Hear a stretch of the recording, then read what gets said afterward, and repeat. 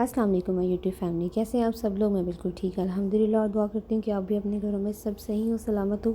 आज आपके लिए बहुत ही स्पेशल टी टाइम एक रेसिपी लेके आई हूँ, और ये रेसिपी है जनाब नान खताई। हम घर में किस तरह इजी तरीके से आराम से बना सकते हैं और इसको बनाना किस कदर आसान है।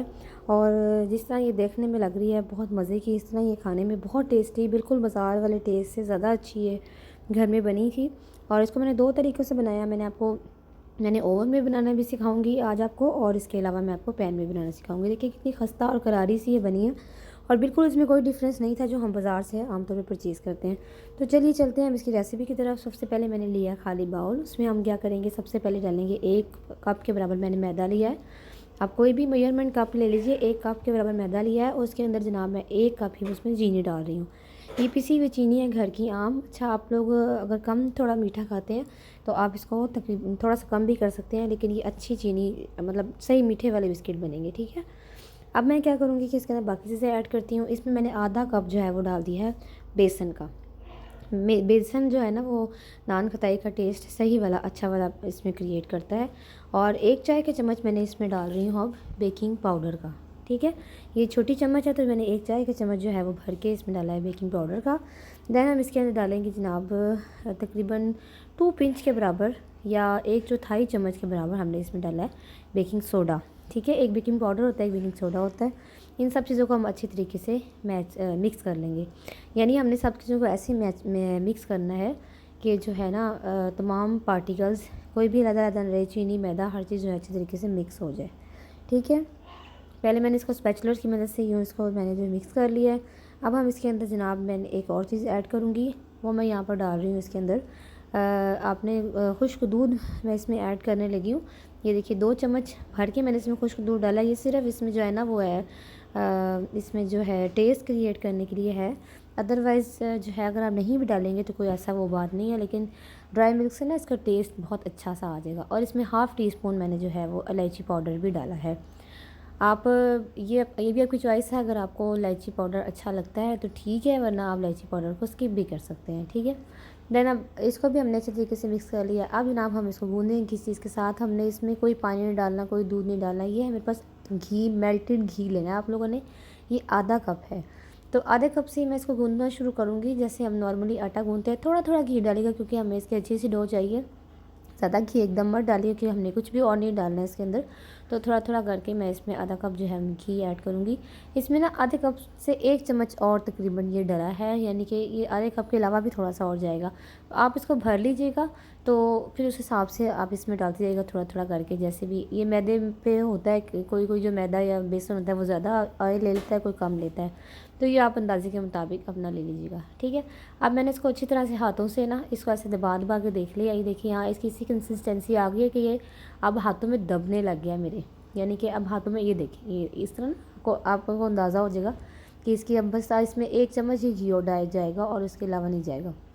तो मैं यहाँ पर 1 चम्मच घी डाल के, और ये देखिए, और मैं इसकी एक अच्छी सी ना डो सी बना लूँगी। इसकी डो आटे की तरह तो नहीं बनेगी, ज़ाहिर है ये आटे जैसा नहीं बनेगा, लेकिन इस तरह से बन जाएगा कि इसका ना आपने इसको यहाँ पर एक पेड़ा करके, ये देखिए ऐसे ना आपने इसको एक बना के देख लेना। अगर ये ऐसे जुड़ने लगे तो इट्स मीन कि हमारा जो है वो बैटर बिल्कुल रेडी है, इससे हम अच्छी नान खताइयाँ बना सकते हैं। तो यहाँ पर अब जनाब मैंने ये सारा कर लिया, और अब मैं एक बेकिंग ट्रे को कर रही हूँ ग्रीस।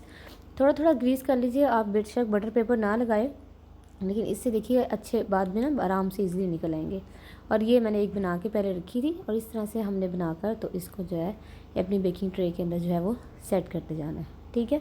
अच्छा, आपने यूँ करना है कि इसको थोड़ा थोड़ा फासले पे रखिएगा, और थोड़े छोटे, अगर आप छोटे छोटे बिस्किट्स चाहते हैं, ये बड़े बड़े बिस्किट्स बने थे, यहाँ कैमरे में ज़रा कम लग रहे हैं लेकिन थोड़े बड़े बने थे।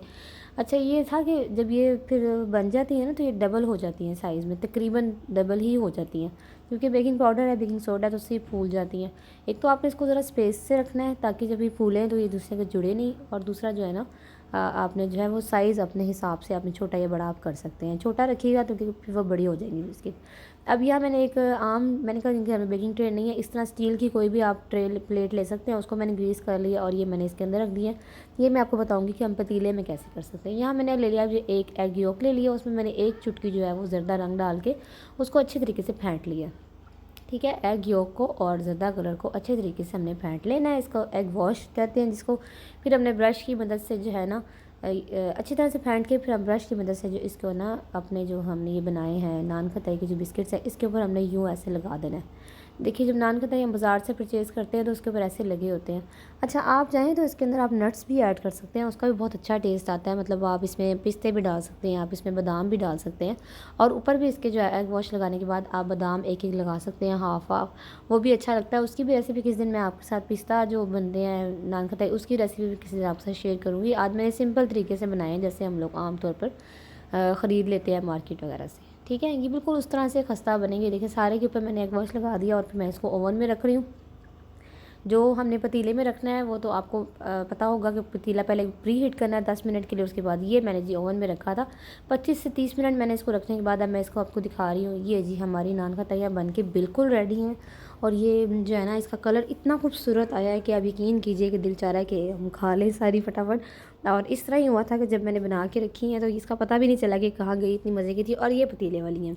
आप देखिए पतीले वाले का ना थोड़ा सा कलर डार्क है लेकिन टेस्ट में कोई डिफरेंस नहीं आया था। एक तो मैंने ये किया कि जब मैंने ये गरम गरम उतारी तो वो ना ये देखिए ये जो ओवन वाली थी ना, पतीले में आपको 30 मिनट लगेंगे और ओवन में आपको जो है 20 से 25 मिनट लग जाएंगे। पहले अगर आपका डबल ओवन है वो जो नीचे ऊपर से फ्लेम ऑन होता है, पहले आप नीचे वाला ऑन कीजिए 20 मिनट के लिए और फिर बाद में 5 मिनट्स ऊपर वाला ऑन करके उसको कलर दे दें। ये देखिए ये हमारे जी बिस्किट्स बहुत मज़े के तैयार है। और जो पतीले वाला है ना वो थोड़ा सा डार्क इसलिए हुआ है कि उसको हमने बिल्कुल लाइट फ्लेम पर रखना है, तकरीबन 30 मिनट के लिए बिल्कुल दम वाले फ्लेम पर हमने उसको रखना है। ठीक है, ये देखिए अब ये जो है हमारे ये बिस्किट बिल्कुल तैयार है और इसको आप चाय के साथ सर्व कीजिए अपने गेस्ट को और तारीफ़ें पाएँ। बाज़ार से ये इंतहाई महंगे मिलते हैं। ये देखिए बने ये भी बिल्कुल सही है। कलर आपको कैमरे में थोड़ा डार्क लग रहा है लेकिन ये ओवन से थोड़ा डिफरेंट कलर आया है, लेकिन बने ये भी बहुत अच्छे वैसे ही हैं। तो मैंने ना इसको ज़रा गरम गरम उतारने की कोशिश की थी तो थोड़े से उखड़ गए हैं, तो आप इसको ठंडा करने का वेट कीजिएगा, ठंडा करके फिर उतारिएगा इसको। ठीक है ना, लेकिन खस्ता इतने हैं कि देखिए हाथ में ऐसे जा रहे हैं। और मेरी वीडियो अच्छी लगे तो प्लीज़ लाइक कीजिए, सब्सक्राइब कीजिए, शेयर कीजिए। अपना ख्याल रखिएगा। अल्लाह हाफिज़।